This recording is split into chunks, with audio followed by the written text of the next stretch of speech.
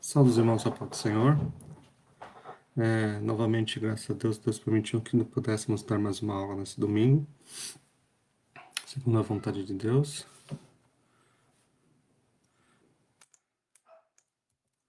E estamos aqui para dar a lição 3, o despertamento renova o altar. E antes de começar, queria agradecer a todos os professores que têm nos apoiado a poder dar essas aulas online, nosso pastor, Djailton, que hoje ele está trocando a pastoria da Caixinha para uma outra igreja. Vai ter o culto à noite, mas a noite de despedida. Mas não tem nos apoiado até o momento dessas aulas online e gostava, sempre mencionava sobre o incentivo de evangelização online. O objetivo dessa aula online realmente é dar acesso àquelas pessoas que não estão conseguindo ir à igreja devido à pandemia, mas ela já tinha sido iniciado antes da pandemia, para que pudesse dar acesso a pessoas que estavam doentes em casa, pessoas que estavam trabalhando, que não precisam dos seus trabalhos diários no dia a dia. Como eu falei na primeira aula, meu pai mesmo meus pais foram feirantes e trabalhavam no domingo. Então eu entendo qual é a necessidade das pessoas querer aprender e não poder ir aprender. Diferente de outras que podem e não vão, por outras escolhas. Mas a lição online realmente tem o objetivo de levar a palavra ao máximo possível. E aqui o intuito não é promover uma placa, não é promover um setor, uma igreja, e sim promover Cristo. É que Ele cresça e eu diminua. Antes de começar essa aula, ora comigo. Senhor, te agradeço por mais uma vez estar na sua presença. Te agradeço por tudo que o Senhor tem feito por nós. Te agradeço pela semana em paz que tem nos concedido. Semana abençoada, Senhor, de trabalho, semana de saúde. Te agradecemos por nossos irmãos, Senhor, que foram infectados e foram curados. Te agradecemos, Senhor, por nossos professores, Senhor, que estão trabalhando em outras frentes. Te agradecemos, Senhor, por nosso pastor. Te agradecemos, Senhor, por nossa direção. Te agradecemos, Senhor, por tudo que o Senhor tem feito por nós. Deus, te agradecemos nesse dia, Senhor, nos ajude que possamos transmitir essa aula, Senhor, da melhor forma possível, que através da palavra falada, almas possam, Senhor, chegar ao arrependimento e entender, Senhor, o motivo do altar. Te agradecemos, Senhor, por tudo, ser conosco nessa aula. Em nome de Jesus, amém. Bom, a aula de hoje, a lição 3, a lição O Despertamento Renova o Altar. Já fizemos 2 lições explicando sobre a saída do povo do cativeiro, sobre Daniel, sobre o rei Ciro, e hoje nós vamos falar quando o povo volta ao altar, volta para a terra deles. Então, na lição bíblica de hoje, faz parte da revista O Princípio de Vida em Tempo de Crises, do terceiro trimestre, a reconstrução de Jerusalém e o avivamento espiritual. Então, hoje o despertamento renova o altar. O objetivo da lição de hoje é identificar o que caracteriza o verdadeiro despertamento espiritual. Vou elucidar com vocês o significado do altar para o antigo pacto, entender que Cristo é o centro da comunhão com Deus e comprovar que nem todos os departamentos de hoje têm as características mencionadas de um verdadeiro despertamento. A leitura bíblica em classe está em Esdras 3, capítulo 3, do versículo 2 ao 5. E levantou-se Jesua, filho de Josadac, e seus irmãos, o sacerdote, e Zorobabel, filho de Sealtiel, e seus irmãos, edificaram o altar do Deus de Israel para oferecerem sobre ele holocausto, como está escrito na lei de Moisés, o homem de Deus. E firmaram o altar sobre suas bases, porque o terror estava sobre eles, por causa dos povos das terras, e ofereceram sobre ele holocausto ao Senhor, holocausto de manhã e de tarde. E celebraram a festa dos tabernáculos, como está escrito, e ofereceram holocausto de dia em dia, por ordem, conforme o rito, cada coisa no seu dia. E depois disso, o holocausto contínuo, e as das luas novas, e de todas as solenidades consagradas ao Senhor, como também de qualquer que oferecia oferta voluntária ao Senhor. Quando, pois, aí do versículo 10 ao 13, quando, pois, os edificadores lançaram os alicerces do templo do Senhor, então apresentaram seus sacerdotes, já revestidos e com trombetas, e os levitas, filhos de Asaf, com saltérios, para louvar ao Senhor, conforme a instituição de Davi, rei de Israel. E cantava a reveses, louvando e celebrando ao Senhor, porque é bom, porque a sua benignidade dura para sempre sobre Israel. Todo o povo jubilou com grande júbilo, quando louvaram ao Senhor.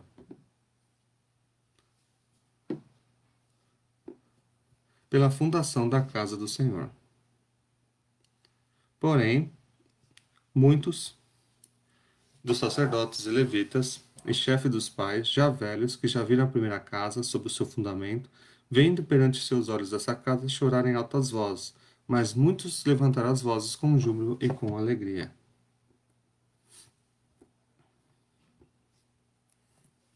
Texto áureo. Então Elias disse a todo o povo: Chegai-vos a mim, e todo o povo se chegou a ele, e reparou o altar do Senhor, que estava quebrado. 1 Reis 18:30. Então aqui demonstra a volta do povo de Israel, do cativeiro da Babilônia, e que estão voltando para a construção do templo. Estão voltando para a construção do templo. O inimigo jamais derrotará o cristão, cujo altar é constantemente renovado pelo Espírito Santo. Então, o objetivo da aula de hoje é ensinar isso. Quem tem um altar renovado jamais é derrotado pelo inimigo, porque está sempre próximo de Deus, sempre em consonância com o Espírito Santo.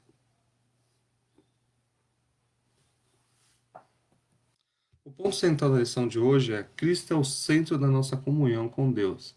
E se o seu altar está corrigido com Ele, está em dia com Ele, não tem inimigo que aguente. Os tópicos dessa lição o despertamento conduz o homem ao altar. Os judeus sentiam a necessidade de acesso ao altar que lhes proporcionava. Todos os departamentos genuínos começam com a restauração do altar, vou explicar sobre isso.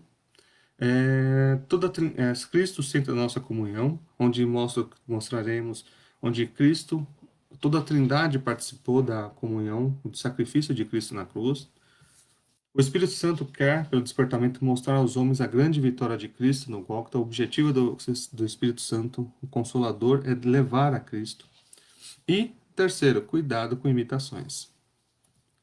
Bom, a introdução da lição de hoje, iremos meditar sobre o fato que caracteriza o verdadeiro despertamento. Já falamos sobre isso, que, vou aguardar o despertamento vai vir, um grande avivamento vai vir. Isso não existe, tá? Isso não existe.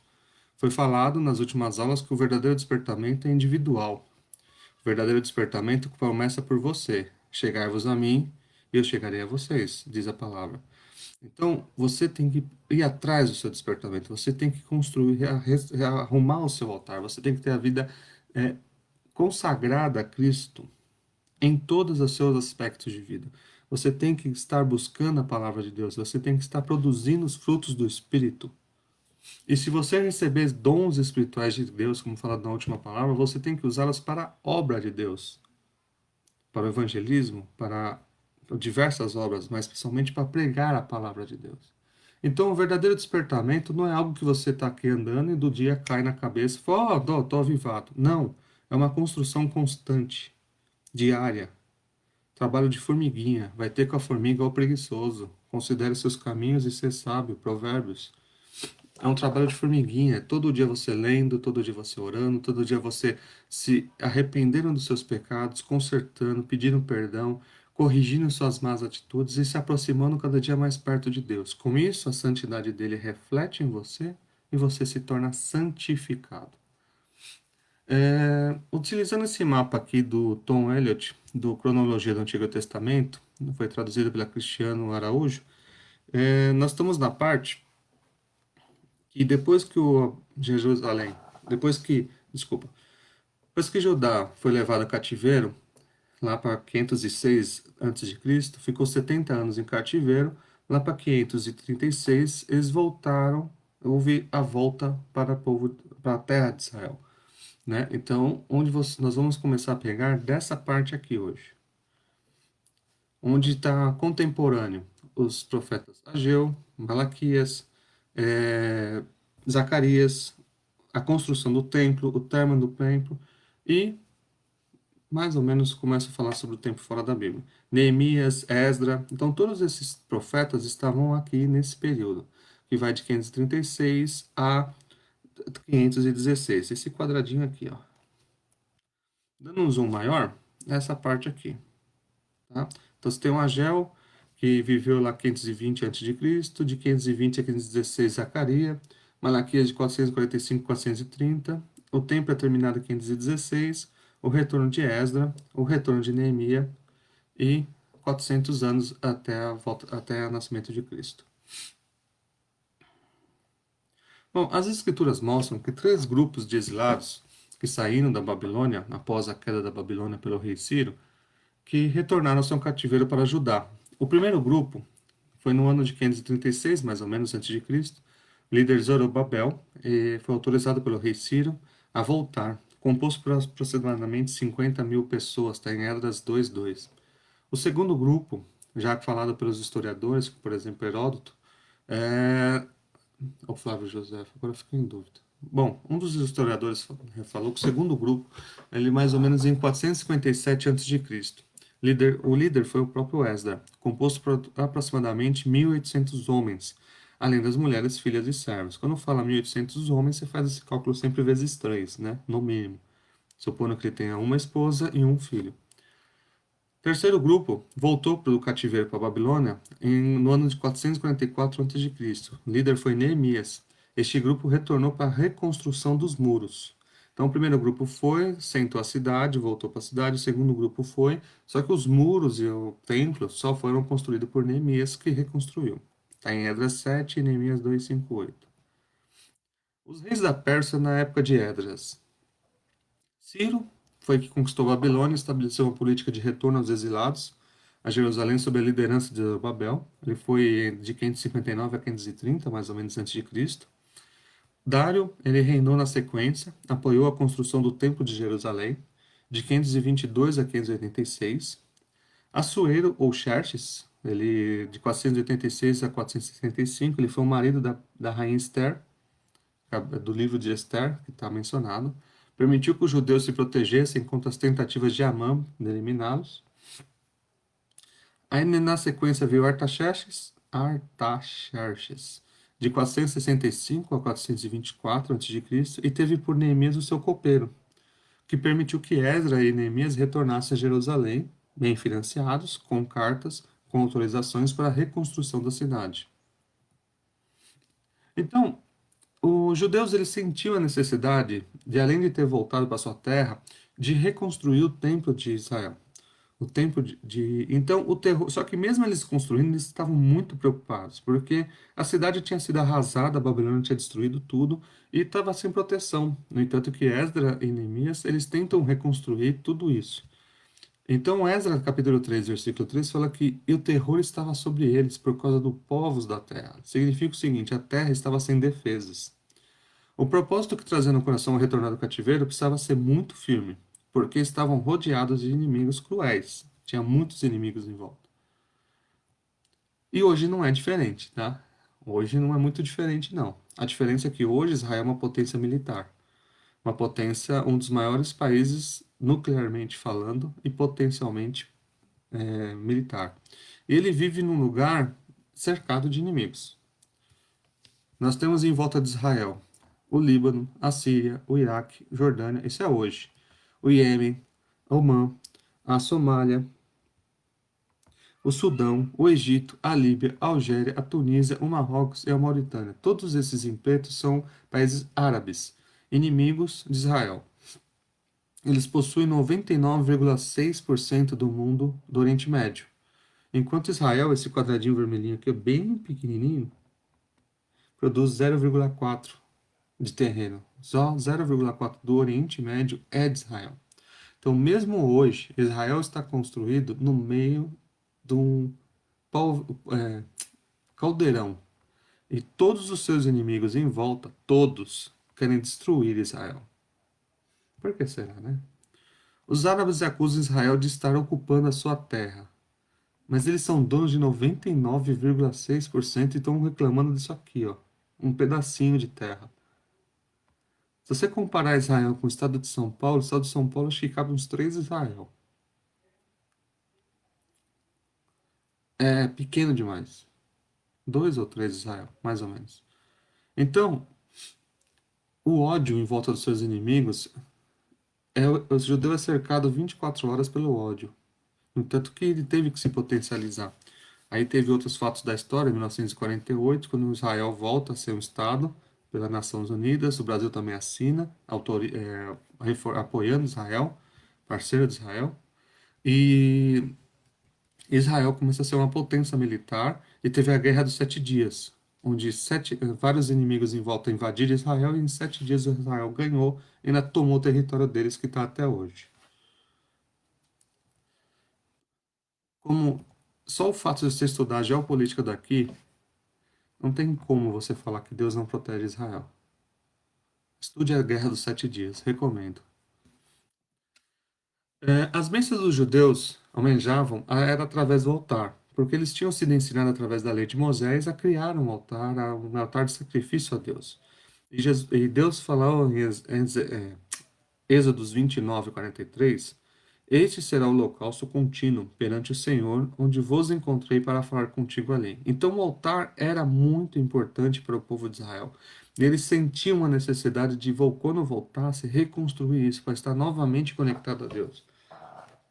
Eles aprenderam uma lição no cativeiro da Babilônia, onde tiveram contato com diversos deuses, e eles tiraram a idolatria do seu culto. Eles sentiam a necessidade do coração de voltar à comunhão com Deus.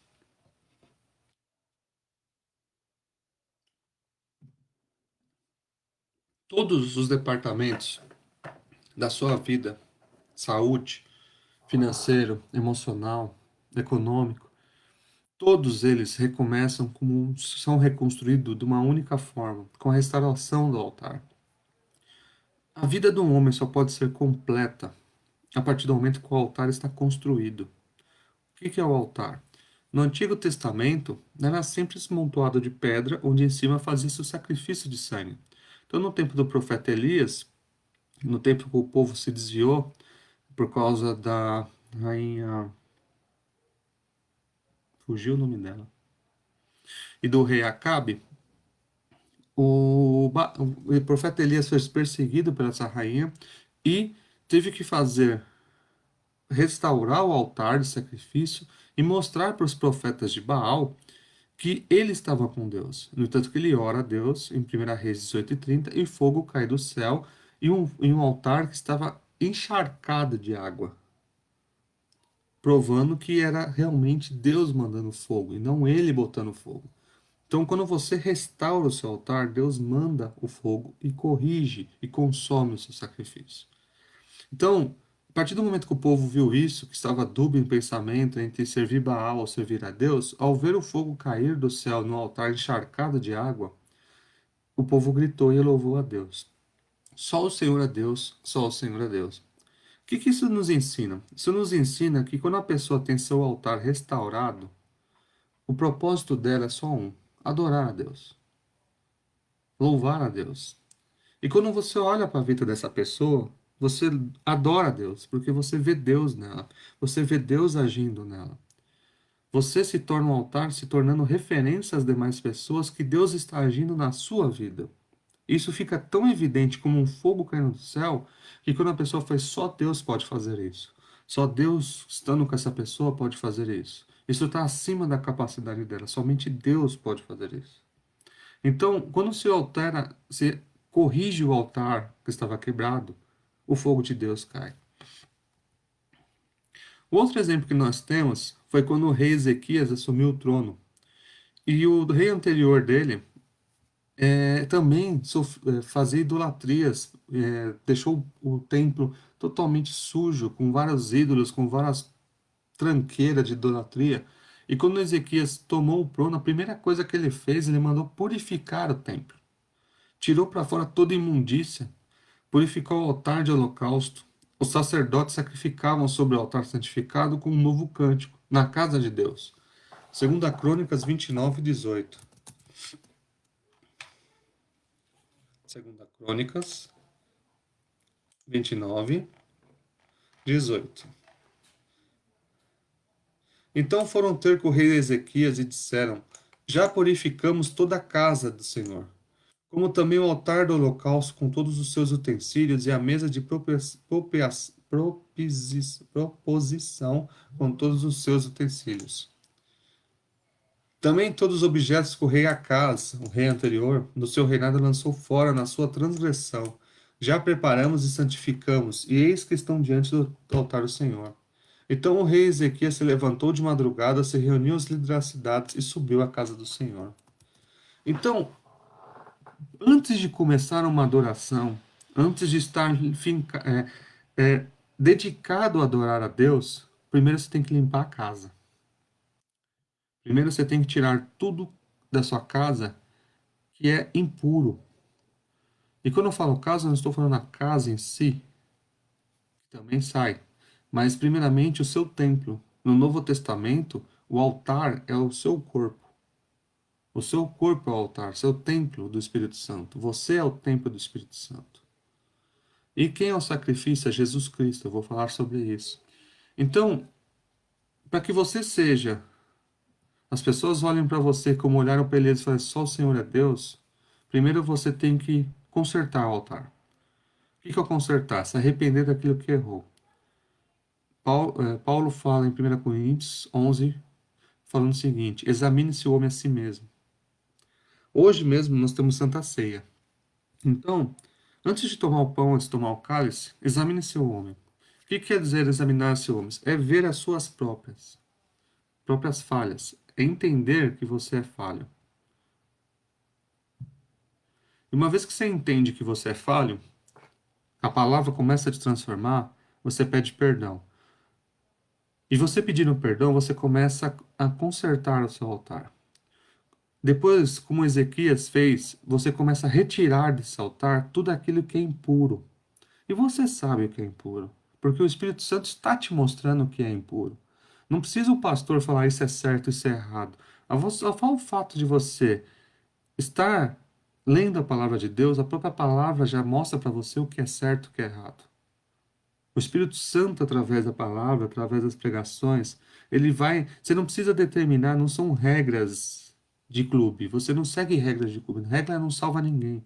O que salva realmente é um culto de consciência, onde a pessoa entende que errou, conserta o altar dela, depois ela vai, que nem o rei Ezequias, e purifica o altar, tirando todas as imundícias da vida, todos os vícios, tudo aquilo que te atrasa, tudo aquilo que te atrapalha. Tudo, sem dó. Não se apegue a nada. Lança da tua vida. Se pessoas te fazem mal, saia de perto dessas pessoas. Se vícios te fazem mal, largue esses vícios em nome de Jesus. Se as suas atitudes te fazem mal, te afastam de Deus, abre mão dessas atitudes. Se você acha que você está certo, te afasta de Deus, então esteja errado.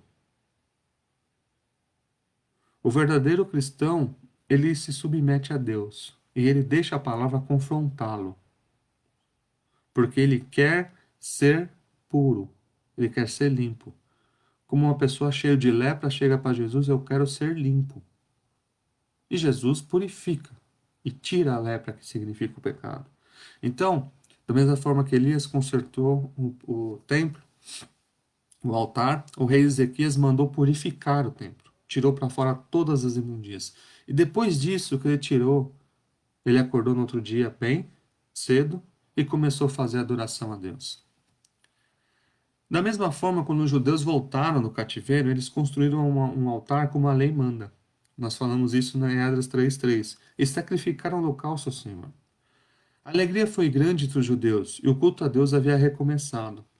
Você só começa realmente o seu verdadeiro culto quando o seu altar está consertado, quando o seu altar está purificado. Aí o seu sacrifício, o seu louvor a Deus, ele é recebido. O seu culto é recebido. Altar quebrado, altar impuro, não tem culto. Só tem participação em evento. Você vai ou assiste, mas aquilo não te atinge. Porque não houve um conserto, um despertamento em você para sair da lamaçal de pecado. O pecado nos afasta de Deus. Todos pecaram e foram separados de Deus. Romanos 3:23. Romanos 3:23. Vamos lá. Os pecados nos afastam de Deus. Todos nós pecamos e fomos destituídos. O que é destituídos? Destituído é separado, depostos, exonerados, desprovido ou privado de alguma coisa. Nós fomos retirados da presença de Deus. O pecado nos afasta de Deus. Bom, antigamente o altar ele era um modelo estrutural, né, apresentado por Moisés. Deus deu a forma para Moisés, Moisés apresentou ao povo e tinha alguns símbolos preciosos acerca do sacrifício vicário de Jesus. Já falamos nisso numa outra aula, que todos os símbolos no Antigo Testamento, tudo aponta para Cristo. Tudo. No entanto que se você nunca leu a Bíblia, eu recomendo primeiro ler o Novo Testamento, entender o sacrifício de Cristo e depois ler o Antigo, porque você vai entender como tudo remete a Cristo. O altar de holocaustos indica o caminho de salvação para o pecador. Então era lá onde era sacrificado o cordeiro e através do sangue do cordeiro as pessoas eram purificadas de seus pecados.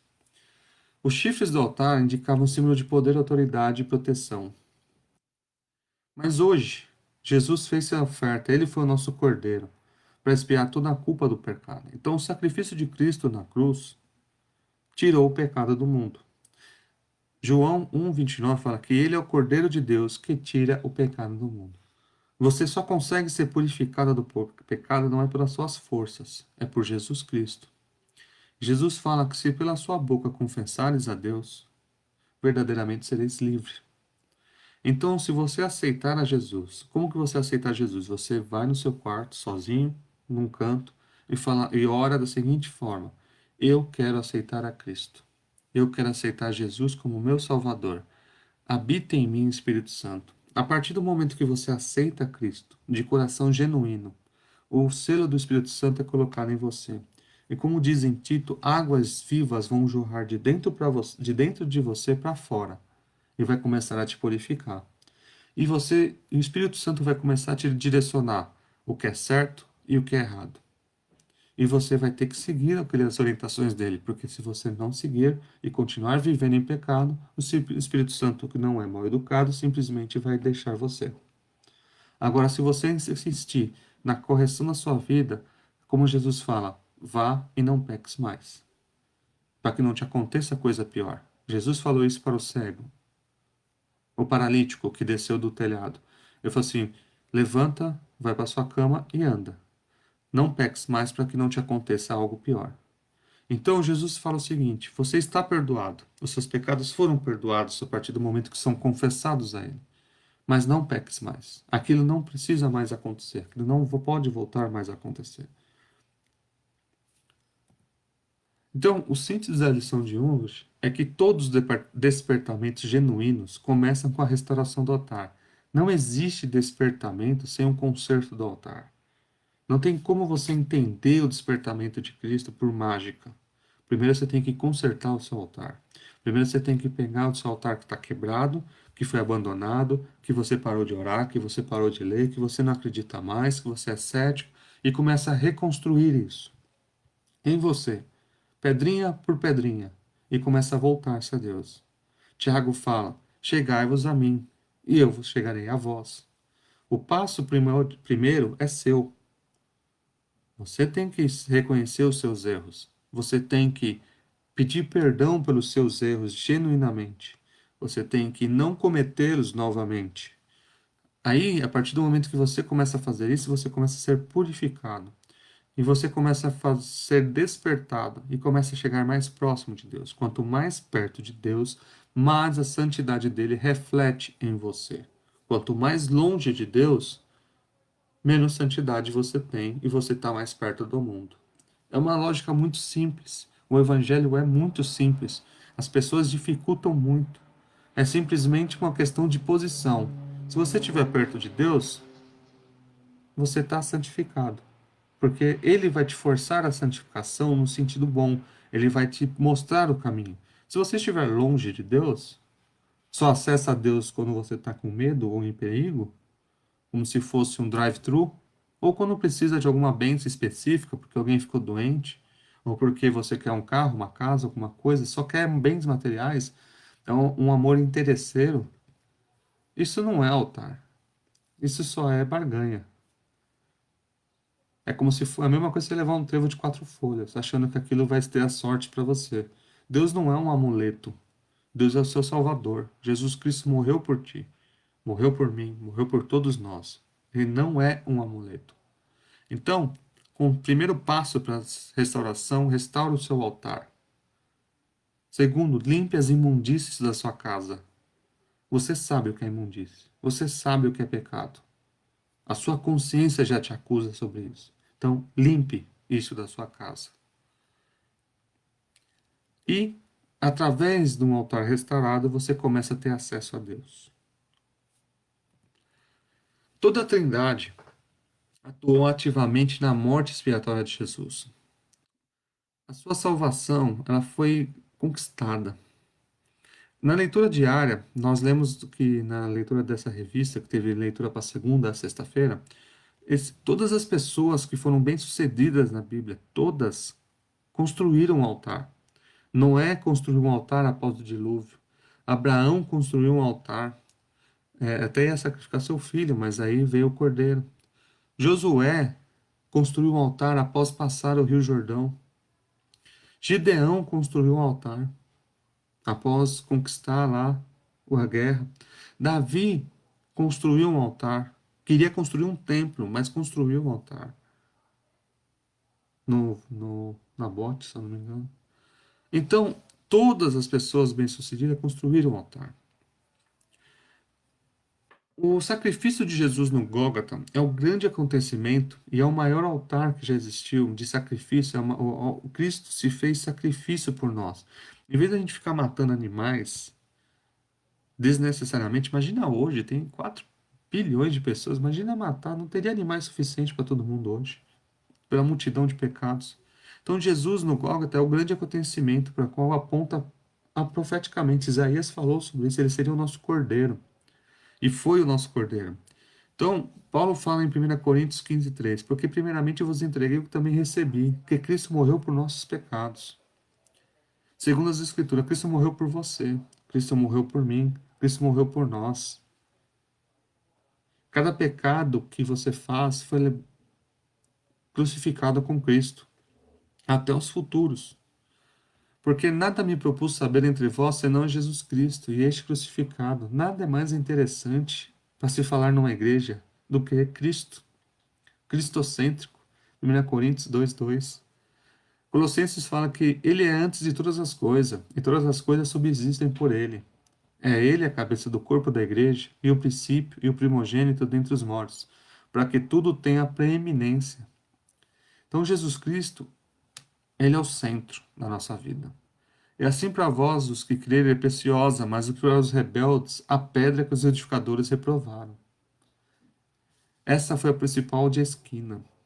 Então Jesus Cristo, ao mesmo tempo que ele é nosso Salvador, como João fala, também é o nosso advogado, um dia ele vai ser o juiz. E ele vai julgar a terra. No momento ele é advogado, mas um dia ele vai ser juiz. A Bíblia fala, filhinhos, não pequeis, mas se pecares, tem os advogados, que é o Jesus Cristo. Mas em algum momento esse advogado vai ser juiz.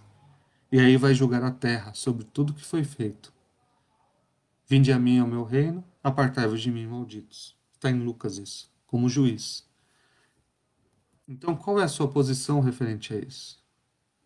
Por tudo isso, Jesus Cristo, pela sua morte expiatória, ganhou a redenção para todo mundo. Todos nós temos acesso.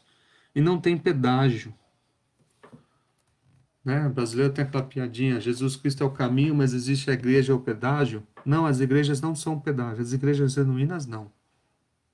Pedágio é quem distorce a palavra de Deus.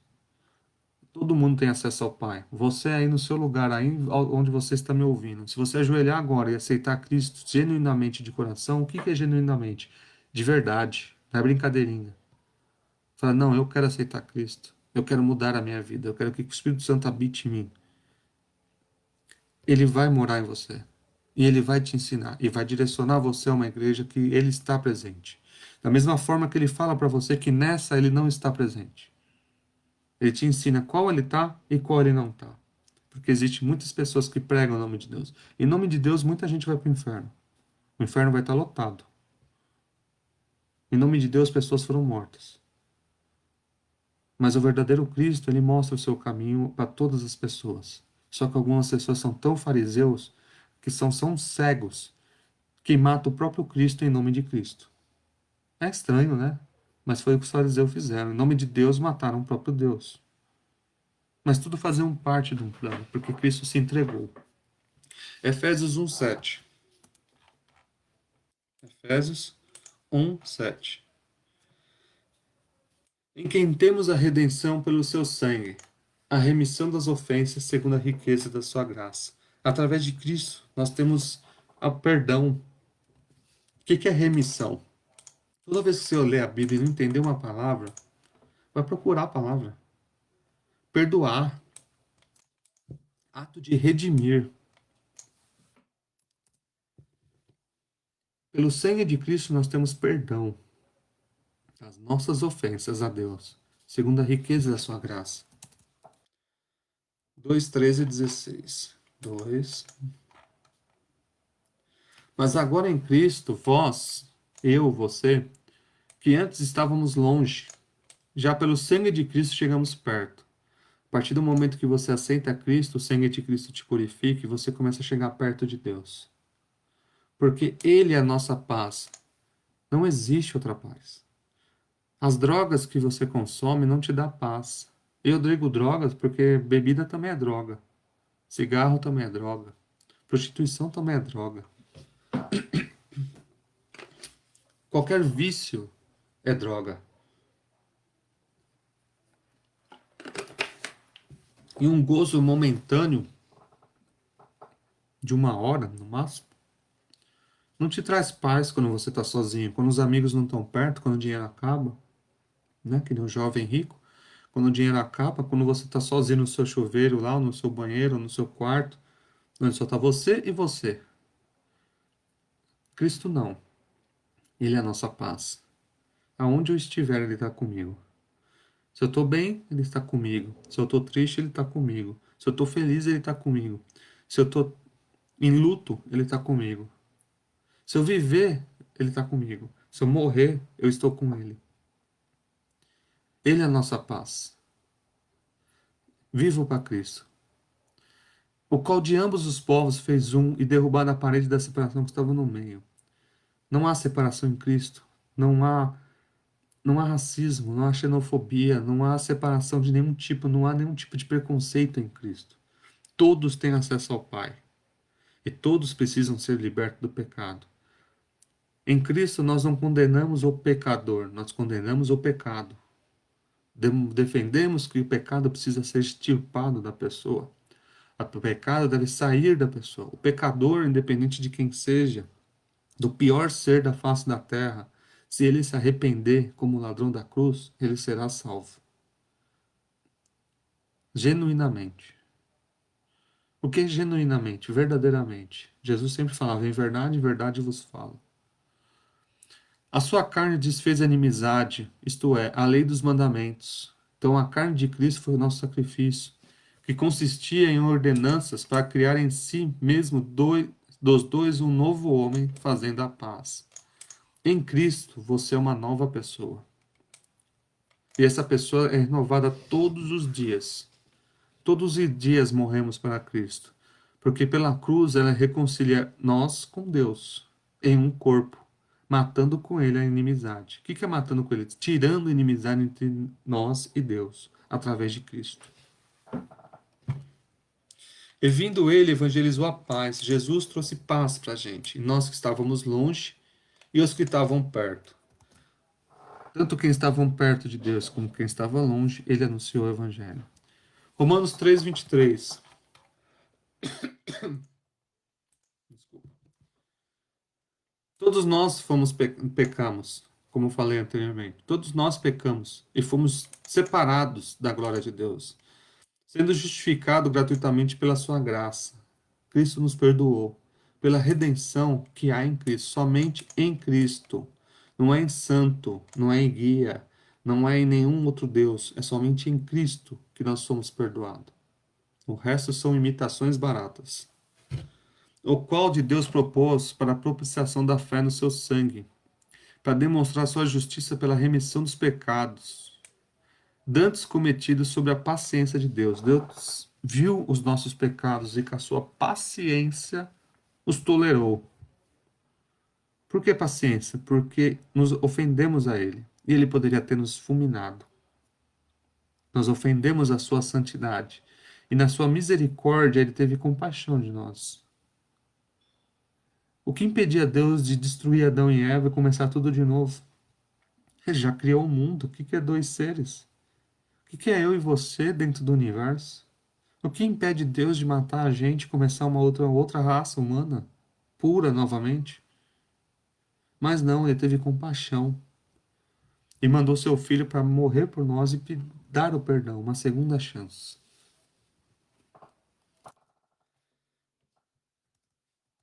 Romanos 5, 9. Romanos 5, 9. Logo muito mais, agora, tendo sido justificados pelo seu sangue, seremos por ele salvo da ira. Através de Cristo Jesus, você é salvo da ira. Você, um dia, a ira de Deus, o cálice da ira de Deus vai transbordar. Isso está em Apocalipse.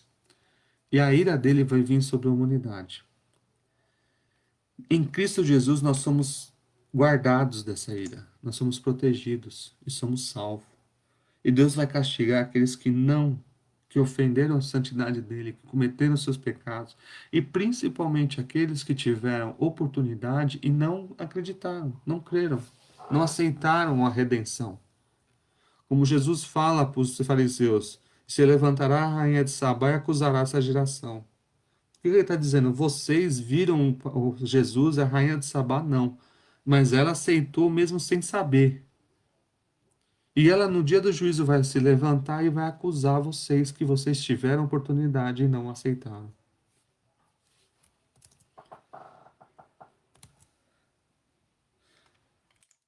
As pessoas falam assim: então é uma imposição.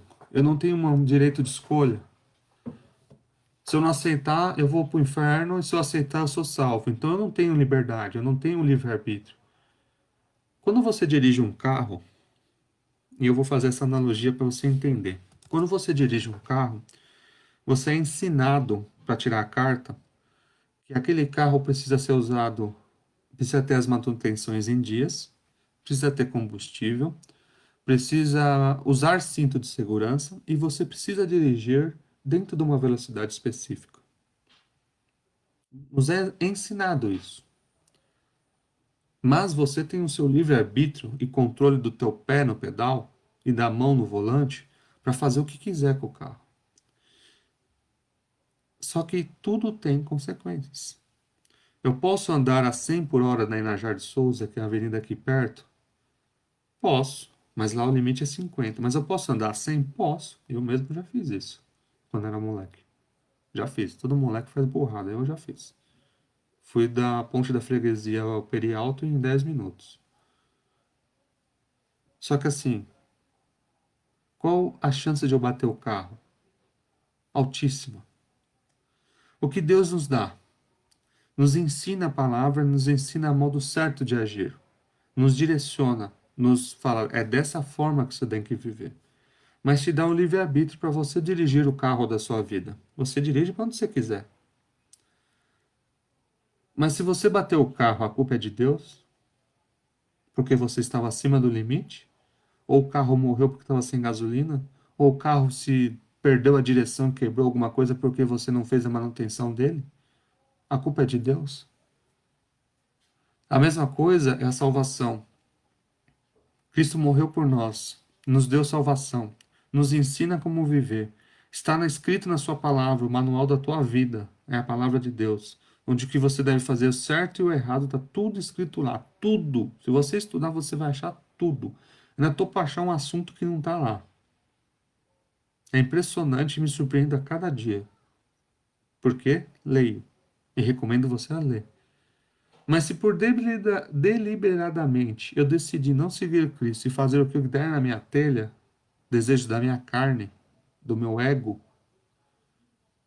as consequências vêm, porque também está escrito isso. E a culpa não é de Deus. A culpa é exclusivamente sua e minha. Todos nós temos o direito de escolha através do livre-arbítrio. Mas Deus nos dá duas oportunidades. Este posto dá à sua frente duas, a vida e a morte. E ainda Deus fala assim: escolhei a vida. É a mesma coisa que você educar um filho quando você é pai. Você ensina o seu filho, mas em algum momento ele vai ter que decidir sozinho. Você não pode carregá-lo a vida inteira. Você ensina e você ensina. É trabalhoso ensinar, como é chato ensinar. Pegar no pé todo dia. Eu tenho duas filhas e vou ter a terceira. É muito difícil. Como é chato ser pai. Você tem que corrigir todo dia. Você tem que ser, às vezes, inimigo do filho para poder falar que aquilo está errado. Inimigo no sentido de oposição. E ele te vê como um chato, que te incomoda. Mas você sabe que aquilo faz bem para a vida no futuro onde ele não consegue enxergar. Mas aí, em algum momento da vida delas, elas vão ter que escolher. E a escolha delas vai ser refletido sobre a escolha delas. Da mesma forma, nós é nos posto uma escolha: aceitar a Jesus Cristo e ter paz. Ah, mas tem os negócios. Esquece, não olha para o homem, esquece placa de igreja, esquece o que você viu das outras igrejas, esquece o seu parente que é crente. Esquece. Olha para Cristo. Ele vai te ensinar a ser um cristão. Infelizmente, o mundo está cheio de crente. Crente, não cristão. Porque aquele que vai para o céu são poucos. A Bíblia fala que o céu é tomado à força. Estreito é o seu caminho, estreita é a porta, e poucos passam por ela. Muita gente tem um rótulo de crente e até meio que em status hoje. Ah, eu sou crente. Até estranhamente é um status de respeito. Mas o verdadeiro cristão, ele não precisa falar que ele simplesmente é. Ele não precisa se aparecer. Todo mundo vê. Você sabe quem é cristão. Você olha pelos frutos dele. Você sabe quem é e quem não é, só pela vida, porque você vê Cristo nele. Reflete Cristo nele, parece um farol na escuridão. É a pessoa que você pede oração. É a pessoa que quer conversar com você, quer conversar, que você ama conversar com aquela pessoa. É a pessoa que sempre que você fala com ela, tem uma palavra de Deus direcionada assim, fala, mas da onde vem isso? Vem do Espírito Santo. É aquela pessoa que chama a tua atenção, aquela pessoa que o modo de falar, o modo de agir, o modo de ela está centralizada em Cristo. Paulo fala: sede meus imitadores, como eu também sou de Cristo. Você consegue falar isso para os seus vizinhos, para a sua família? Família, me imite, porque eu imito Cristo. Para de seguir crente e siga cristão. E como você sabe que é o cristão? Frutos do Espírito. Simples assim, tá? Biblicamente está lá. Paz, mansidão, longanimidade, fé, perseverança. A casa caiu, mas a pessoa tem fé. A pessoa está doente, mas a pessoa tem esperança. Todo mundo está agitado, mas a pessoa está calma. Tá o caos, mas a pessoa está longânimo, em pé. Não, Deus proverá. É diferente o cristão. Extremamente diferente. O que eu vejo é a igreja cheia de crente. Mas cristão, você conta nos dedos. Aquela pessoa, você vê Cristo nela. Nos dedos. E Cristo proporciona isso a você. 1 Pedro 1,18.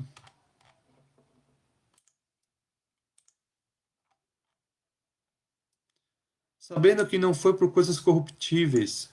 Deus não morreu por você por causa do seu dinheiro. Tá nem aí pro teu dinheiro, pro teu dízimo. Não tá nem aí. O dízimo ele tem a sua função administrativa para poder dar sustento à casa de Deus. É um dever nosso dar 10% do nosso salário, não como uma obrigação, mas para poder deixar a igreja em pé. A água, a luz, os custos da igreja. Trabalhos missionários, onde eu não consigo ir, eu sustento missionários. Mas não é por causa disso que Cristo morreu, não é para pegar o meu dinheiro, ele é o dono da ouro e da prata, ele não precisa disso. Se eu não contribuir, ele levanta outro para contribuir. Não é o teu dinheiro que vai ajudar a igreja, mas tudo que eu dou de coração. Tudo que eu dou para fazer o bem ao próximo. Agora, dá por obrigação, porque está cumprindo uma norma, porque tem que dar, não, não tem que dar nada. Tudo é dado de coração. E se você não der, Deus levanta outro para sustentar a casa dele. É simples assim. Porque ele não morreu por você por causa do seu dinheiro, como prata ou ouro. Você foi resgatado da sua maneira vã de viver, da tradição dos seus pais e tudo aquilo que foi ensinado. Não foi coisas corruptíveis que te salvou, mas o precioso sangue de Cristo, como um cordeiro imaculado e incontaminado. Você foi salvo por Cristo, para que você adorasse Ele, para que você fosse o templo do Espírito Santo e você fosse um pequeno Cristo, um cristão. Pequeno Cristo, cristão. Esse é o significado de cristão, pequeno Cristo. Então, através de Cristo, através da sua morte expiatória, ganhamos a redenção dos nossos pecados. No Velho Testamento, a Trindade participou da morte expiatória de Deus. O Pai, antes da fundação, planejou a obra redentora como um sacrifício de seu Filho. Na consumação do século, enviou o Filho, João 3,16. Porque Deus amou o mundo de tal maneira e deu seu Filho unigênito para que todo aquele que nele crê, tenha vida eterna. João 3,16. Por que as pessoas complicam isso? Porque Deus amou o mundo todo. De tal maneira, ele deu seu Filho unigênito para que qualquer pessoa que nele crê, não pereça, mas tenha vida eterna. O Pai participou diretamente da drama do Gólgota, 2 Coríntios 5,19.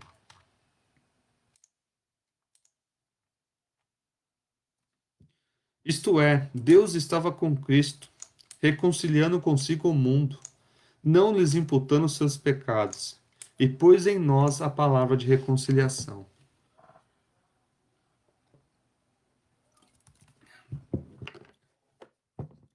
Cristo, o Filho de Deus, ele não foi morto.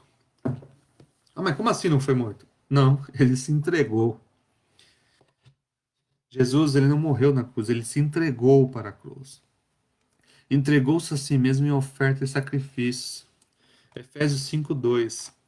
Ele permitiu.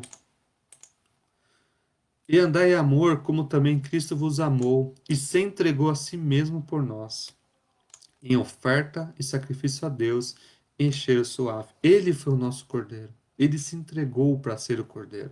Hebreus 9:14.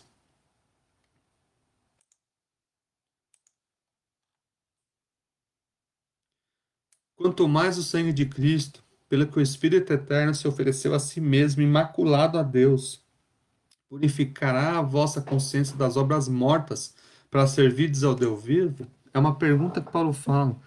Deus se purificou para você, se entregou puro para salvar você, salvar eu, salvar todos nós, para que as nossas consciências mortas, aquela que não acha que pecado é mais pecado, fosse restaurada, que o altar fosse restaurado.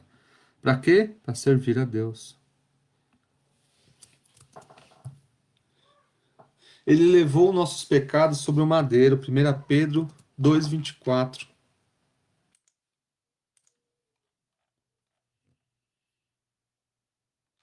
É 2. Estou no 3. 2:24. Levando ele mesmo em seu corpo os nossos pecados. Cada chicotada que Jesus recebeu, cada paulada que ele recebeu, foram os nossos pecados. E sobre o madeiro, para que, mortos para os pecados, pudéssemos viver para a justiça. E pela sua ferida nós fostes sarados. Pelas feridas de Cristo nós somos sarados. Cada pecado que nós cometemos, tudo que nós fizemos, tudo foi lançado sobre Cristo. E Ele levou isso em nosso lugar e nos deu salvação para que a gente fosse sarado. Todos os seus pecados foram lançados em Cristo. Por isso aceita Ele como seu Salvador. e ele mudará a sua vida. E padeceu para nos levarmos a Deus. 1 Pedro 3,18.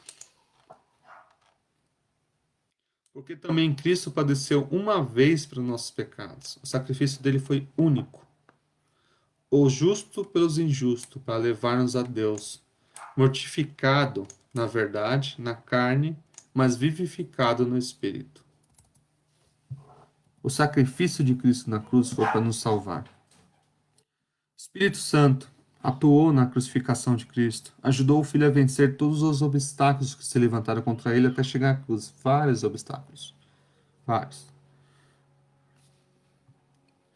Foi pelo Espírito Santo que Jesus ofereceu a si mesmo, imaculado a Deus, Hebreus 9,14, como a gente leu. Ele se entregou como uma oferta imaculada, como sacrifício genuíno, para que a gente não precisasse mais fazer sacrifício nem voltasse às leis judaicas. O próprio Cristo é o nosso sacrifício. E de uma vez por todas, e feito uma única só vez. Então, toda vez que tentam colocar para você fazer alguma coisa, para chegar à salvação, você lê aqui, ó, Hebreus 10:10. Na qual vontade temos sido santificados. Pelo que nós somos santificados? Pela oblação do corpo de Cristo. Então, nada que eu faça eu sou santificado? Não. Você só é santificado pela oblação. O que é oblação? Vamos pesquisar. Ato de fazer uma oferta a Deus. Oblação. Na vontade temos sido santificados pela oferta a Deus do corpo de Jesus Cristo, feita uma vez. Aqui cai todas as heresias criadas. Todas as heresias criadas para que você se automutile, para que você carregue alguma coisa, para que você use algum tipo de símbolo, que volte às práticas judaicas, que comece a fazer sacrifício, tudo não é necessário, porque Cristo fez a nossa oblação em seu corpo uma única vez. Todo o sacrifício de Cristo é o único que pode nos santificar. Então, caia fora de regras humanas e comece a ler mais a Bíblia. Porque a Bíblia nos ensina que somente através de Cristo nós somos purificados, através de Cristo nós somos santificados. Nosso papel é aceitar a Cristo, consertar o nosso altar, perdoar, pedir perdão pelos nossos pecados, perdoar os pecados dos próximos, confessar com a nossa boca que Jesus Cristo é nosso Salvador e aí seremos salvos. O Espírito Santo fará um selo em nós, como diz em Efésios, e nós seremos purificados de dentro para fora. Somente com uma salvação genuína a pessoa consegue se achegar a Deus e ele é santificado. Quer ser santo? Aproxime-se de Deus.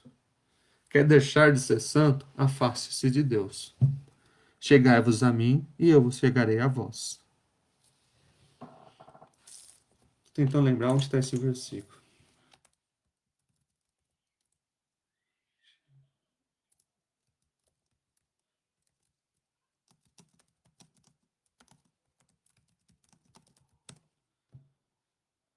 Tiago 4:8, isso.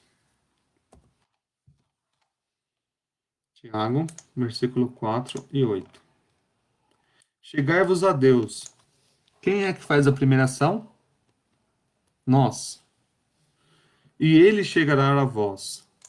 Aí o que nós fazemos? Alimpai ou limpai as mãos pecadores. E vós de duplo ânimo. O que é duplo ânimo? Pessoa que tem dois pensamentos. Tá lá e tá cá. Tá quente e tá frio. Tá fora da igreja e dentro da igreja ao mesmo tempo. Parece o gato de Schrödinger. Tá vivo e morto ao mesmo tempo. O gato de Schrödinger, alguns que entendem, nem todos. Mas tá vivo e morto ao mesmo tempo. Purificai os corações. Então aqui, sujeitai-vos, pois, a Deus e resisti ao diabo, ele fugirá de vós. Chegai-vos a Deus, e ele se chegará a vós. Limpai as mãos, ou alimpai as mãos, pecadores. E vós, de duplo ânimo, purificai os coração, escolhe. Senti as vossas misérias, e lamentai, e chorai. Converta-se o seu riso em pranto. Não tem o que rir, nós estamos em pecado. E temos que nos pedir perdão. E o vosso gozo e tristeza. Humilhai-vos perante o Senhor, e ele vos exaltará. Aqui está o que eu falei nas outras aulas. Quem lê e entende a Bíblia não se exalta. Pelo contrário, começa a entender que ele é pó. Começa a entender que se ele, para chegar a Deus, ele precisa se converter dos seus pecados. Ele precisa reconhecer que ele é miserável. Como entre o publicano e o fariseu, que um orava gritando, né? Lucas 9, se eu não me engano, Lucas 9.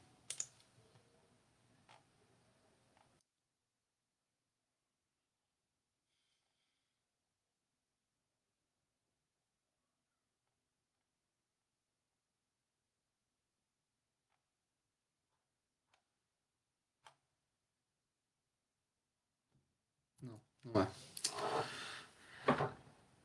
Entre a pessoa que orava batendo no peito, falando que era, e o outro falando, não, Deus, tem misericórdia de mim. E Jesus fala, aquele que orou com sinceridade, ele orou e foi ouvida a sua oração.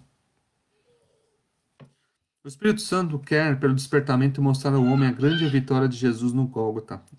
O Espírito Santo, ele mostra que, como está escrito em Colossenses, e despojando os principados e potestades, os expôs publicamente, e deles triunfou a si mesmo. Jesus Cristo no Gólgota expôs publicamente todo esse mal do mundo. E o Espírito Santo revela, em Efésios 1,7, que ele que nos ilumina. Por isso que uma vez que aceita Cristo e ele começa a habitar em você, ele começa a te abrir os olhos e você para de cair nessas conspirações que um monte de gente que coloca nos púlpitos, com essas heresias, conspirações apocalípticas, pessoas que querem ver anticristo em todo lugar e tirando o foco da verdadeira mensagem que é Cristo está voltando. Arrependa-se.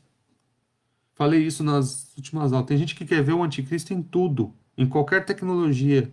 Por quê? Está indo através de uma heresia que o povo de Deus não vai ser arrebatado. Sendo que a Bíblia nos ensina que nós vamos ser arrebatados. Tanto faz quem vai ser o anticristo, não nos importa. O que importa é Cristo. Não importa o que vai acontecer no Apocalipse, o que importa é eu ser arrebatado e estar na boda do Cordeiro. Isso que importa. E é o Espírito Santo que ilumina a nossa mente através da palavra de Deus e nos dá entendimento para sabermos a grandeza do poder de Deus sobre o que nós manifestou em Cristo, no qual foi ressuscitado os mortos. É o Espírito Santo que revelou para Pedro que Jesus Cristo era o Filho de Deus vivo. É o Espírito Santo que revela a você que em vez de você perder tempo com superstições gospel, você tem que focar em Cristo. Em vez de você perder tempo com doutrinas de homens, você tem que pegar a doutrina de Cristo. Em vez de você perder tempo em pregar qualquer outra coisa em cima do púlpito, você tem que pregar a salvação em Cristo. Não existe. Tanto faz se eu vou ter um carro, se eu não vou ter o carro, se eu vou ter casa, se eu não vou ter casa, se eu tenho saúde, se eu não tenho saúde, não faz diferença. O importante é ser salvo em Cristo Jesus. As pessoas confundem o bem-estar dessa vida com a sua salvação e criam diversas heresias em cima disso.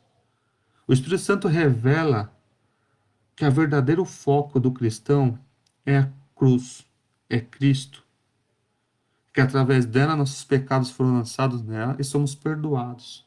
Nós temos paz e somos reconciliados com Deus. Você quer ter seus bens? Vai estudar e vai trabalhar, como diz Provérbios. Lê Provérbios que está bem claro tudo que você tem que fazer lá para você ser próspero. Mas essa não te garante o céu. Jesus fala: não amontoeis tesouros na terra, onde a traça corrompe, mas amontoais tesouros no céu, onde nem a traça, nem um ladrão rouba. Onde está o teu tesouro? Ali está teu Deus. Aonde estiver o seu coração, ali está teu Deus. Então o Espírito Santo revela isso ao homem. O Espírito Santo ensina as profundidades do vitupério da cruz. Através do Espírito Santo, ele explica o que está escrito na palavra e tudo que vai se cumprir, como Jesus explicou para os dois discípulos no caminho de Emaús. Ele pegou a Bíblia desde Isaías e foi lá no caminho ensinando. O Espírito Santo usa diversas pessoas ensinando hoje o verdadeiro caminho, que é Cristo. Todos os ensinamentos que levam a Cristo são dádivas. Mas saiu o foco de Cristo e começou a olhar para o teu próprio umbigo, né? Meio Narciso, me dá, me dá, me dá, parece uma criança chiliquenta que nunca ganhou o brinquedo ou caiu o chocolate dela no chão. Isso é infantilidade gospel. O verdadeiro cristão, ele olha para Cristo. O verdadeiro cristão, ele busca os frutos do Espírito. O verdadeiro cristão, ele se corrige diariamente, porque ele sabe que ele é falho. Como Paulo falou, o bem que eu quero eu não consigo fazer, mas o mal que eu não consigo, esse eu faço. O cristão, ele tem ciência que se ele vacilar, o mal domina. Então ele está todo dia lá constante, orando, jejuando e lendo a Bíblia. Você leu a Bíblia essa semana? Você leu algum versículo? Você orou a Deus pelo seu café da manhã, pelo seu almoço, pela sua janta, pelo seu dia, pela sua noite? Você quer a comunhão com Deus? Conserte seu altar. Consertou o seu altar? Purifica o seu altar, como a lição está nos ensinando. Purificou o seu altar? Se aproxime-se de Deus e ele chegará a vós. Aí o Espírito Santo começa a te ensinar como está fazendo, utilizando diversas pessoas, diversos canais, de diversas formas. É o que te prende a assistir quase uma hora de aula. O Espírito Santo explica o verdadeiro significado da morte de Jesus na cruz. O verdadeiro exclamação do está consumado. Deus confirmou essa palavra rasgando o véu de cima a baixo. Quando Cristo morreu, o véu foi rasgado. Então toda aquela religiosidade foi rasgada. Nós não precisamos voltar à prática do judaísmo. E várias igrejas estão voltando porque está fora, está tirando Cristo do centro. O véu foi rasgado, mostrando que a humanidade tem um novo caminho, além daquela religiosidade que havia sido possível pelo véu, agora está possível em Jesus Cristo, na carne de Jesus Cristo. Como li em Hebreus, os principados e potestades satânicos foram despojados e Jesus triunfou. A igreja está dominando e o mundo só não virou caos ainda porque a igreja está aqui.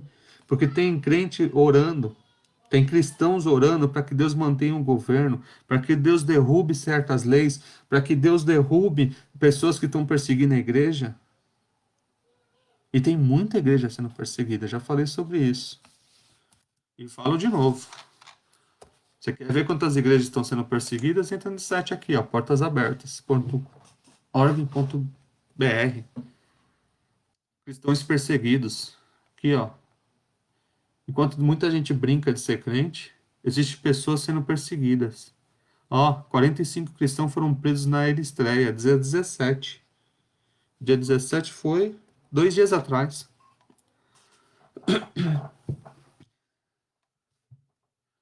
Enquanto tem gente que fica buscando o anticristo para cima e para baixo, em suas simbologias sem pé, sem cabeça, tem gente que está morrendo em nome da fé. Tem gente que está fazendo, levando o evangelho em mundo árabe, lá na China, onde estão destruindo igrejas.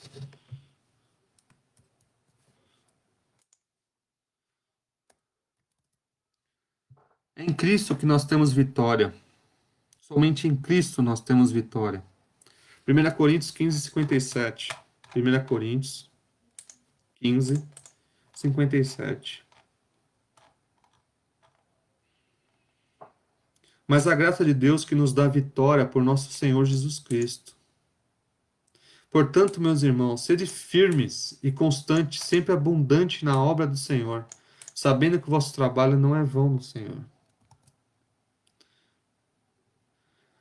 2 Coríntios 2,14.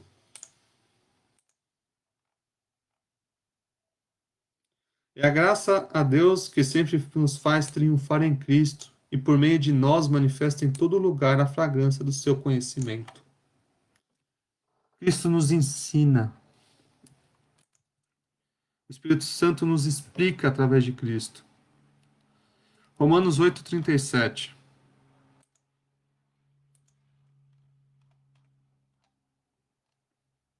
Mas em todas essas coisas somos mais do que vencedores, por aquele que nos amou.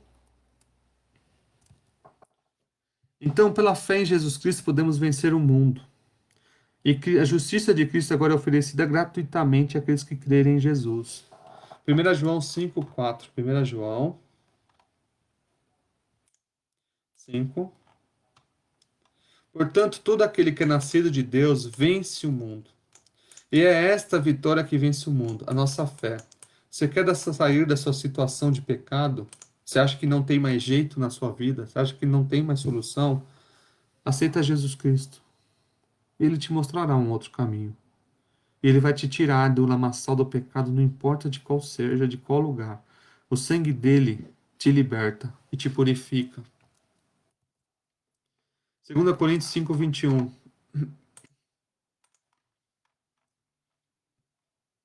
Aquele que não conheceu o pecado fez pecados por nós, para que nele fôssemos feitos justiça.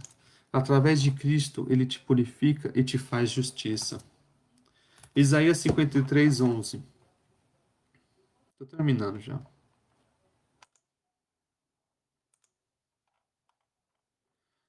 E ele verá o fruto do trabalho da sua alma e ficará satisfeito.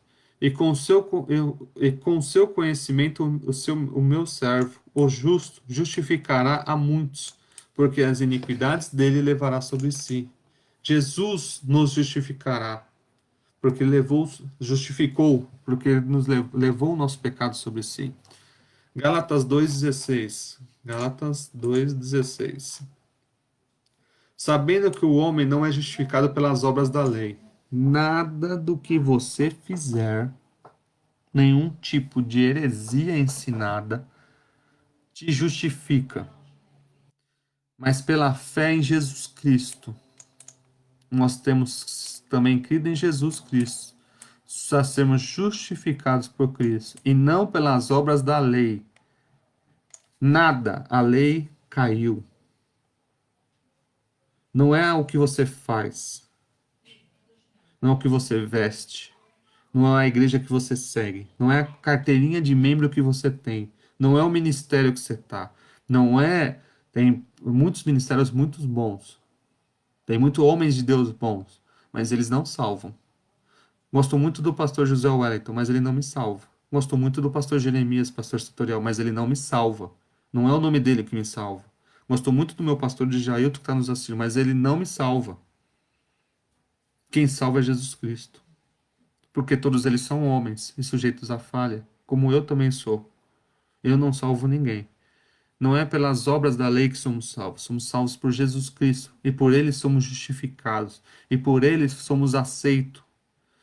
Porquanto pelas obras, lei nenhuma da carne será justificada. Você pode seguir todo o livrinho de regras da sua igreja. Todo, de cabo a rabo. Tudo que foi criado pelo homem. Mas se você não aceitou a Cristo, se o seu templo não está corrigido, se você não é um verdadeiro, não morreu e ressuscitou em Cristo, se Cristo não morou em você, foi tudo em vão. Quando Jesus fala lá em Lucas, fala assim, apartai-vos de mim, malditos, por não vos conheço, o conheço, como foi ensinado pelo professor Vinícius, significa eu nunca estive aí, eu nunca morei aí. Muita gente está na igreja e não entendeu que Cristo ainda não está nele.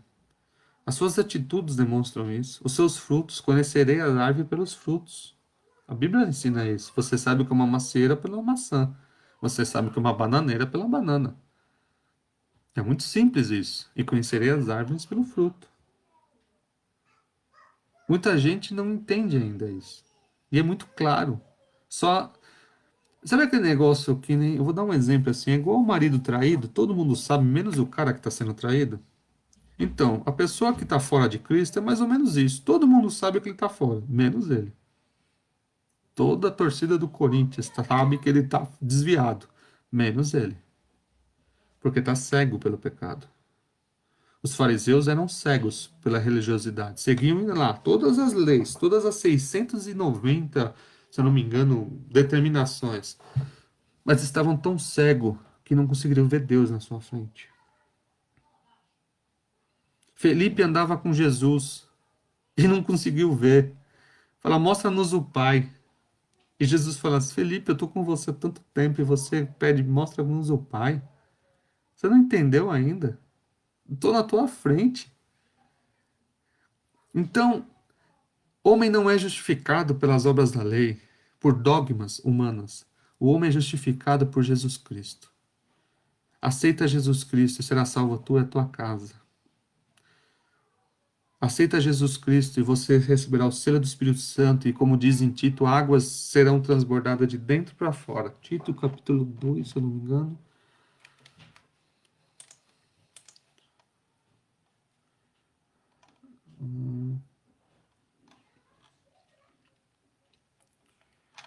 Tito 1. Tem vezes que o versículo só. 3, 5. Aqui. Não pelas obras de justiça que fôssemos feitos, mas segundo a sua misericórdia. Nos salvou pela lavagem, regeneração e renovação do Espírito Santo. Você só é salvo pelo lavar regenerador e da renovação do Espírito Santo. Você quer ser renovado? Aceita Jesus Cristo. Conserta o seu altar, como foi falado nessa aula. Purifica o seu altar, tirando como o rei Ezequias fez. Presta o culto em cima. Aproxime-se de Deus e ele se chegará a vós. Entenda o sacrifício de Cristo na cruz. Deixe o Espírito Santo te ensinar através da palavra, através dos ensinos, do culto de ensino, através da escola bíblica dominical. Por que a escola bíblica dominical é tão perseguida? É um dos setores mais complicados da igreja. Porque ensina a palavra. É a palavra que te salva, sem mimimi e de forma mais clara possível. Então, o Espírito Santo explica o verdadeiro significado da morte de Jesus Cristo sobre o infinito alcance dobrado. A escola dominical te dá mais ensino, porque tem um pouco mais de tempo para esclarecer algumas coisas que num culto normal, pelo tempo corrido, não dá para tanta detalhamento. Não que não seja válido, sim, é válido, o culto é válido, e o culto tem adoração, o culto tem palavra e tem arrependimento, é os três pilares do culto. Culto só é culto se tiver adoração a Deus, a palavra e o arrependimento. Pai, Filho e Espírito Santo. A louvor a Deus, a palavra a Jesus Cristo, a operação do Espírito Santo que produz arrependimento. Pai, Filho e Espírito Santo. Por isso que todo culto tem que ter apelo. Todos. Porque é a terceira parte. Espírito Santo, arrependimento. Louvor, palavra, arrependimento. O Espírito Santo penetra em todas as coisas. A luz da glória de Cristo é revelada na cruz. É uma luz que tudo manifesta. Tudo se manifesta em Cristo. Tudo cristocêntrico. Quando essa luz ilumina o painel da nossa consciência, como aconteceu com o profeta Isaías, sentimos o grande peso dos nossos pecados. Por isso que aqui nós diferenciamos os meninos dos adultos. Aquele que entendeu o Evangelho de Cristo, ele se sente pecador, se sente miserável, se sente pó, porque ele entendeu o peso da grandeza de Deus e que sem a misericórdia de Deus nós seríamos destruídos.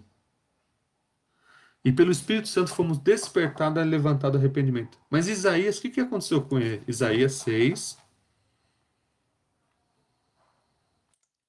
Isaías era um bocudo, falava de todo mundo, apontou o dedo para todo mundo. Até o dia que, porém, ele disse: ai de mim, pois eu estou perdido. Quando ele entendeu. Mas por que ele falou ai de mim? Eu vi o Senhor assentado sobre um alto e sublime trono, e a cauda do seu manto enchia.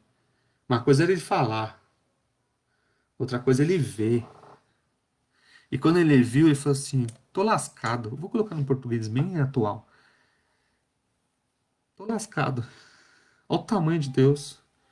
E eu sou meio bocudo, só falo besteira, habito no meio de povo que só faz besteira, e eu vi Deus. Eu vou ser fulminado. O que ele entendeu? Ele precisava se consertar. Aí Deus purifica ele. Mais para frente tem o texto que o anjo vai lá, coloca uma tenaz e queima a língua dele. Então, no Novo Testamento, Cristo se tornou o centro da nossa comunhão com Deus, através da sua morte expiatória, trazendo redenção a todos os homens. Não temos mais altar, não precisamos mais de altar. As pessoas confundem púlpito com altar. Altar é o corpo. Nós somos o templo do Espírito Santo. Púlpito é púlpito. Altar é altar. Nós não temos mais altar. Nosso ponto central do culto a Deus é no Antigo Testamento, como tinha um altar onde se tinha sacrifício, nós não temos mais altar. Nós temos hoje púlpito, o palanque. Aquilo não é santo. Santo é Cristo. Não coloque um misticismo em cima de coisas que não tem. Púlpito é púlpito. Altar era aquilo que colocava-se fazer sacrifício. Hoje o nosso sacrifício é a nossa carne. Nós, o corpo é o templo do Espírito Santo, que através do sacrifício de Cristo nós somos purificados. Nosso altar é construído. Nosso altar é corrigido. Nós somos o altar. Nós somos o templo, como diz em Coríntios. Parte 3, uma parte que me incomoda muito, mas tem que ser falado numa escola dominical. Nem todos os pseudo-despertamento de hoje têm as características de um verdadeiro despertamento. Colossenses 2,3 fala o seguinte: as quais têm, na verdade, alguma aparência de sabedoria em devoção voluntária, humildade e em disciplina do corpo, mas não são de valor algum, senão para a satisfação da carne. De novo, as quais têm, na verdade, alguma aparência de sabedoria, até parece que é culto, até parece que tem devoção voluntária, até parece humildade e disciplina do corpo, mas não são de valor algum, senão para a satisfação das próprias carnes.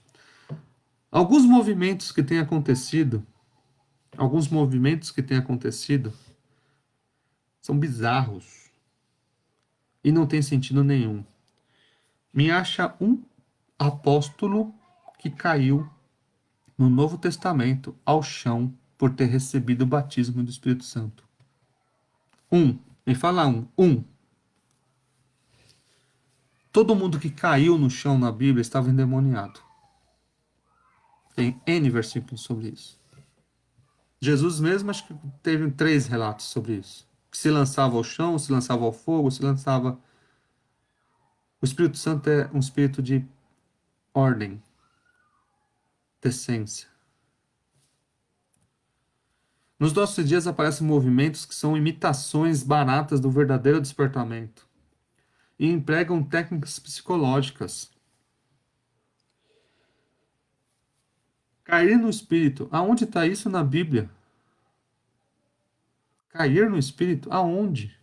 A única pessoa que cedeu na frente, na presença de Cristo, foi João,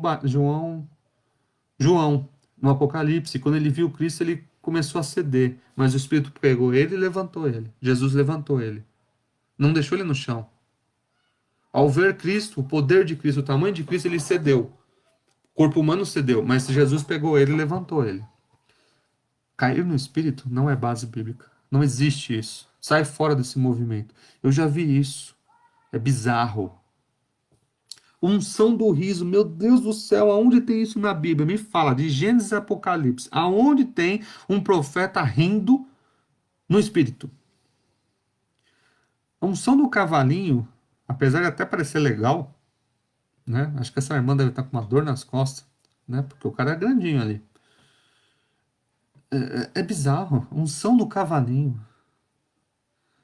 Para mim, cavalo é da Umbanda. Os guias usam as pessoas que seguem como seus cavalos. Jesus Cristo, ao contrário, fala assim: o meu jugo é suave. Não existe cavalo na Bíblia nesse sentido. Unção do cavalinho, que bizarro. Unção do cachorro, meu Deus do céu. Vocês percebem que isso é bizarro, é demoníaco? Conseguem enxergar que isso é demoníaco? Unção do leão, transferência do Santo. Agora você comanda o Espírito Santo. Ué, mas a aula passada falou que é que nem um vento que a gente não controla. Jesus falou isso. Agora eu consigo pôr a mão e transferir unção. Não tem base bíblica. São heresias, movimentos que afastam o povo de Deus do verdadeiro. Aonde Cristo está sendo glorificado nesses seis coisas aqui? Aonde? Aonde o nome de Cristo está sendo exaltado? Isso é bizarro.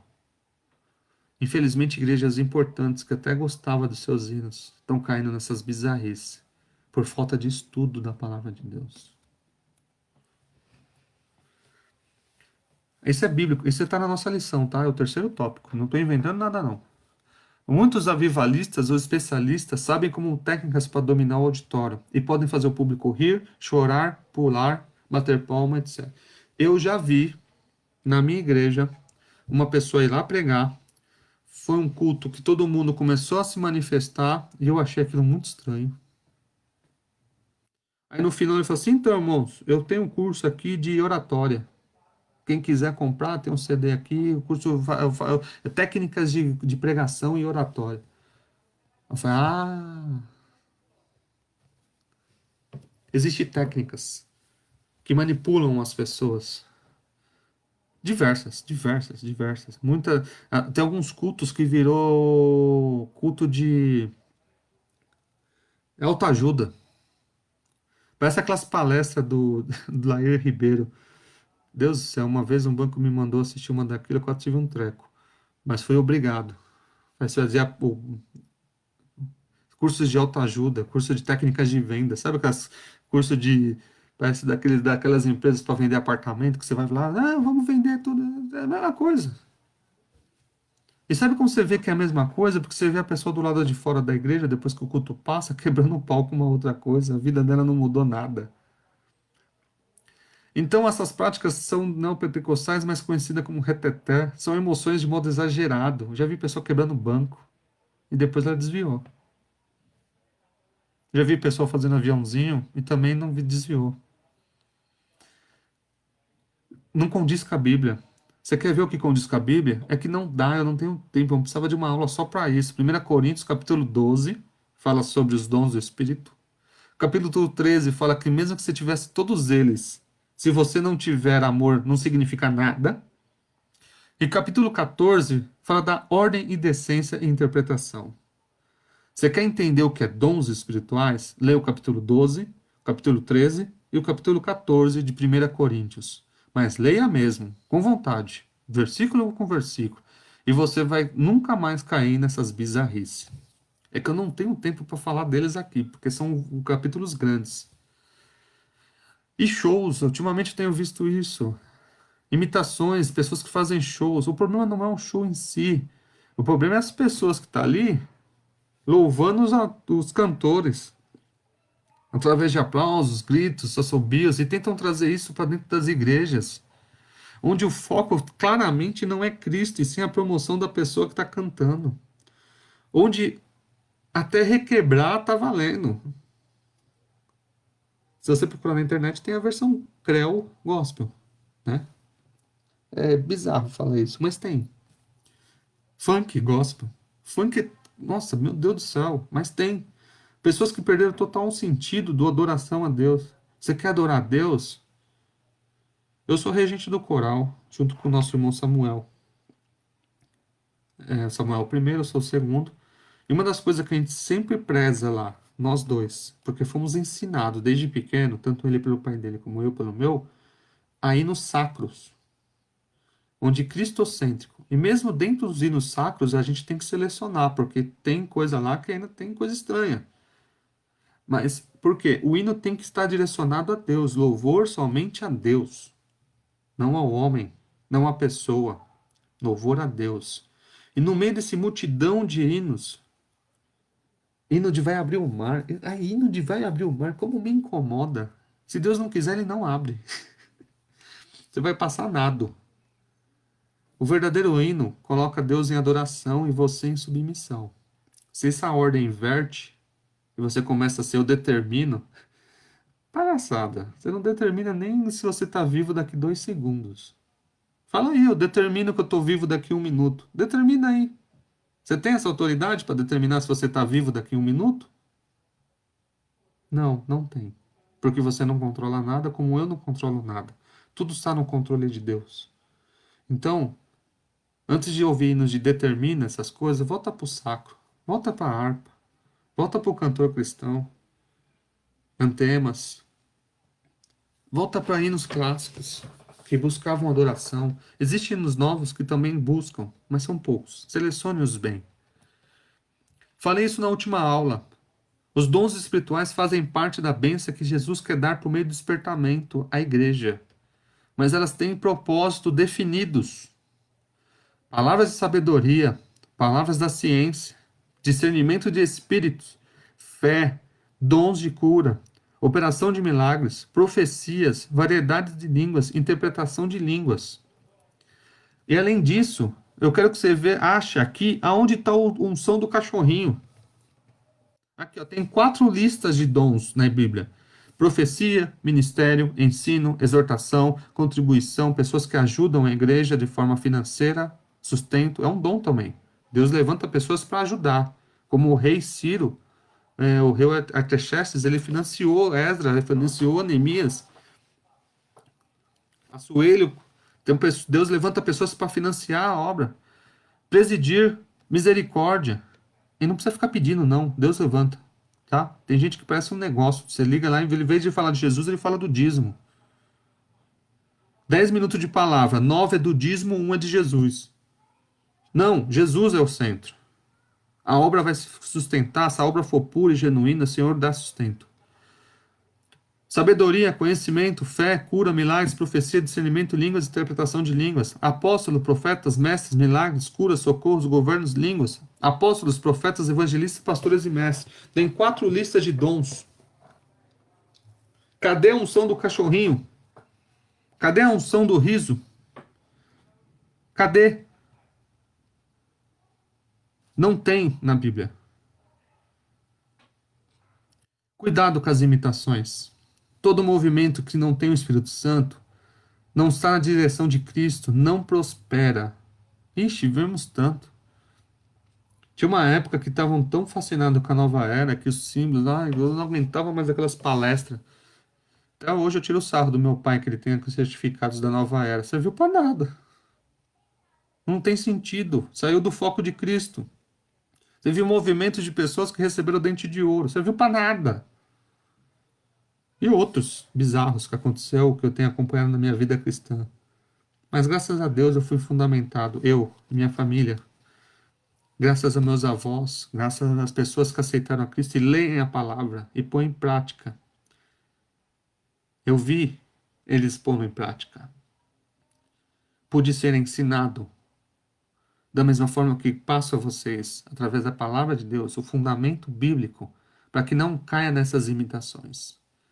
Essas imitações é igual tartaruga deitada de costas. Ela pode ficar movimentando, se debatendo, pulando, dando aviãozinho, virando duplo carpaccio, voando, fazer fogo cair do céu. Mas não fica no mesmo lugar, porque não pertence ao Espírito Santo. O verdadeiro Espírito Santo transforma a pessoa. Faz aquela pessoa que era drogada não ser mais drogada. Coisa que nenhuma clínica de internação conseguiu, mas o Espírito Santo consegue. Pessoa que era etílica, alcoólatra, deixou. Pessoa que abandonou família por anos, voltar ao lar da sua família.